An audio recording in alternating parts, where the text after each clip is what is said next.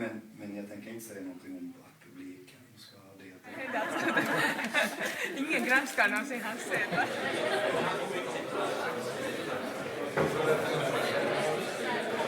Allihopa, och ett speciellt välkommen till chefsdirektör för Finlands Bank, Erkki Liikanen, som ska förgylla vår eftermiddag här. Det som kommer att intervjua Erkki här, Malin Saine och Ida Jonsson. Jag kommer direkt att ge ordet över till den, för det här är faktiskt en stund för dem. I Maastricht 1991. Franska presidenten hette François Mitterrand. Och högern i Frankrike var splittrad. En del mot Maastricht-fördraget, en del för. Så han ville splittra högern för 10 år med ett referendum. Referendum kom, han var säker på att han ska vinna med 75%, men det var 51 mot 49. Alla konvergenskrav. Men vad tycker du om att Sverige ändå har valt att behålla kronan? Ja, de har valt, om det har också regeringen godkänt att bli med i euro. Men sen förslaget förkastades i folkomröstningen. Liksom politiska klassen hade samma val. Det är Sveriges val, och i alla självständiga stater inom Europeiska unionen, Sverige har valt på det sättet och Finland valt euro. Båda av oss har klarat sig relativt bra. Vi har förstås nu en speciell kris tack vare svårigheter vi har speciellt med mobilindustrin eller kanske också Ryssland. Men om vi tittar utvecklingen av den svenska ekonomin och finländska ekonomin sedan 1990 överraskande likadant. Okej, tycker du att Finland har gjort rätt genom att anta euron, eller tycker du att Finland borde ha gått tillbaka till marken? Nej, Finland gjorde ett gott val med att vara med i euron.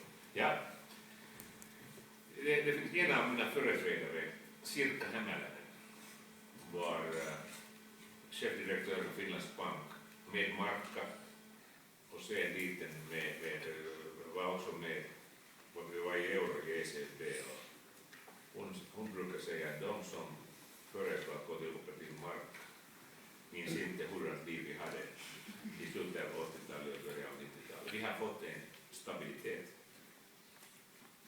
Det finns ingen osäkerhet med vår valuta. Räntorna är låga. Måste minnas att vi är mellan Ryssland och Sverige. Och mer osäkerhet alltid omkring Finland än alla länder. Men jag tror att det var ett gott val. Och förstås, om vi handlar vår ekonomi även bättre ska vi ha mer nytta av det. Den här krisen har nästan alla beslutsfattare dragit en slutsats. Vi måste göra allt möjligt för att undvika en annan kris av denna sort. Och vad gjorde vi bra under krisen? Först, centralbankerna gav likviditet till bankerna så att vi hade ingen kris av denna typ i världen. Det andra var att vi sänkte räntorna snabbt. Men den tredje typen vi har inte handlat bra är, vi har inte kunnat undvika problem vad stora internationella finansinstitutioner har medfört. Enormt komplicerade. Det vad har skett med Lehman Brothers, men också med de andra.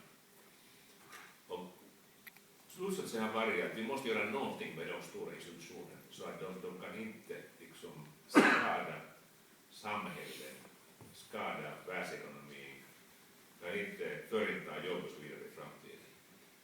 Slutsatsen i Amerika har varit Paul Volcker, före detta ordförande av Federal Reserve Bank, föreslog att proprietary trading, vad betyder att bankerna kan inte handla på sin egen beräkning.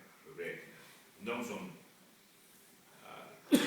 tar emot garanterade inlåningar, depositioner kan inte spekulera med de pengarna med statsgaranti. De kan bara låna till företagen eller hushållen. Britterna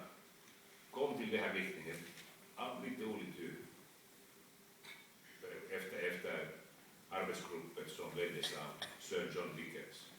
Och jag nominerades leda en europeisk arbetsgrupp och det har fällt. Och det måste vara separat från garanterade inlåningar, måste vara separat från statsgaranti, så att de spekulativa aktiviteter måste finansieras med separat kapital direkt från marknaden. Det här liksom separation var den stora idén. Ja, om den, till exempel Malta har ju mycket färre representanter än vad Tyskland har till exempel. Har deras röst lika stor, vad ska man säga?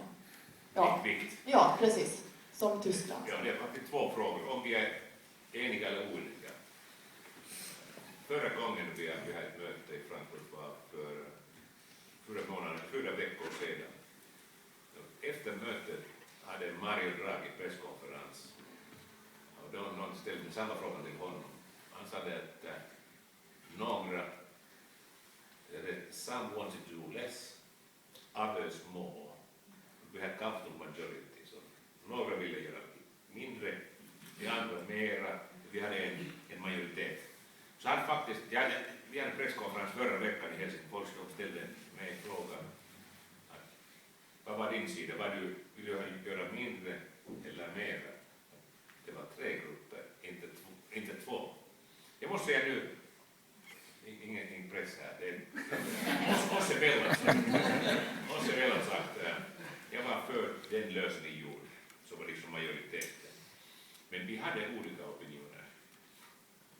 Och i framtiden, från januari, ska vi publicera en redogörelse av hela diskussionen i ECBs roll. Vi ska inte publicera namn, man ska presentera om vi har 2 eller 3 olika logiker, vad var motiverat bakom olika förslag och sen den definitiva förslaget. Så att vi ska veta mer i framtiden. Min position är liksom det är så många som älskar fotboll här i Mariehamn. Jag beundrar Jari Littman när han spelade för Ajax. Jag levde alla de år i Bryssel så att jag såg honom ofta. Liksom, jag spelar i mittfältet, vill hjälpa lagen göra många mål. Jag behöver inte göra dem själv. Liksom, jag spelar på ett konstruktivt sätt där. Så vi har varit i en så djup kris, och det säger det är mer viktigt än Maltes chefdirektör säger någonting. Första tysk chefdirektör kommer från en bank som var en ordexpertis, en antal stora ekonomister. Men jag ändå skulle säga att det beror mera på din motivering, mer på vad du har att säga. Om du är färdig att föreslå någonting som hjälper oss att hitta en lösning till ett svårt problem, alla lyssnar.